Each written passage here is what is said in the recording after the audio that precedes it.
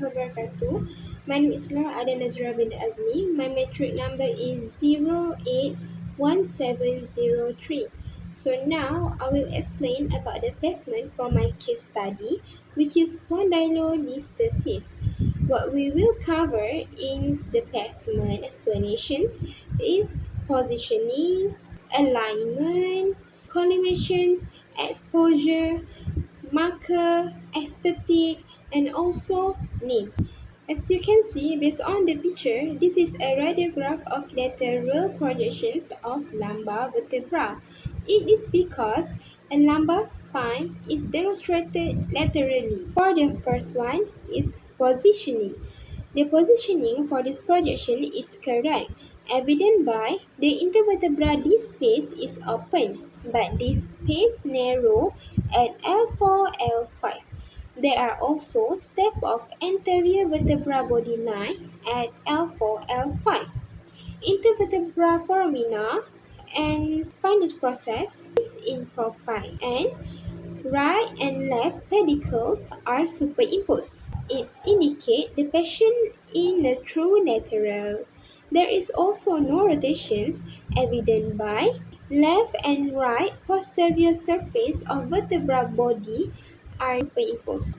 To conclude, no improvement for the positioning. Next, for the alignment. Alignment between tube and the cassette is correct, evident by the gap between superior and inferior border is equidistant, and also the gap between anterior and posterior border is also equidistant. Next, alignment between tube and the part also correct, evident by the center of collimations is aligned with the center of the part. The last one, the alignment between cassette and part is also correct, evident by the center of the cassette is aligned with the center of the part. The standard centering point for these projections is at the level of iliac crest, or at the L4 for lumbar sacral.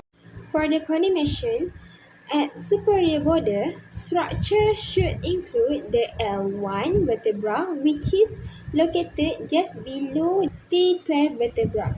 At the inferior border, structure should include the sacrum. At the anterior border, structure should be include the anterior border of lumbar vertebra body.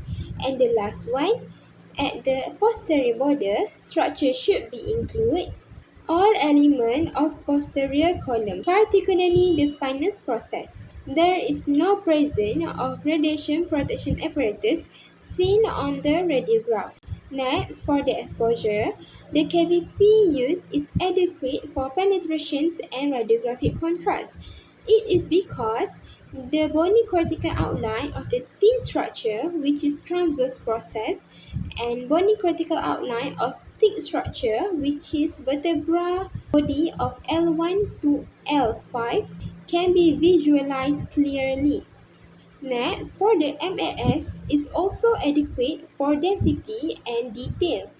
It evident by the bony trabecular pattern for the thin structure, which is transverse process, and the bony trabecular pattern for the thick structure, which is vertebral body of L1 to L5, can be visualized clearly. Thus, no change for the KVP and MAS. There is no presence of anatomical markers seen on the radiograph.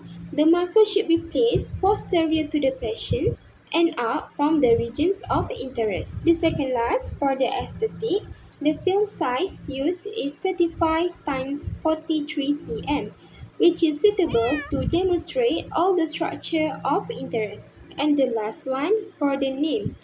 Patient names, ID, dates of examinations, and place of examinations are not present on the radiograph. All the information supposedly placed at the edge of the upper border. In conclusion, the radiograph image is rejected. Why?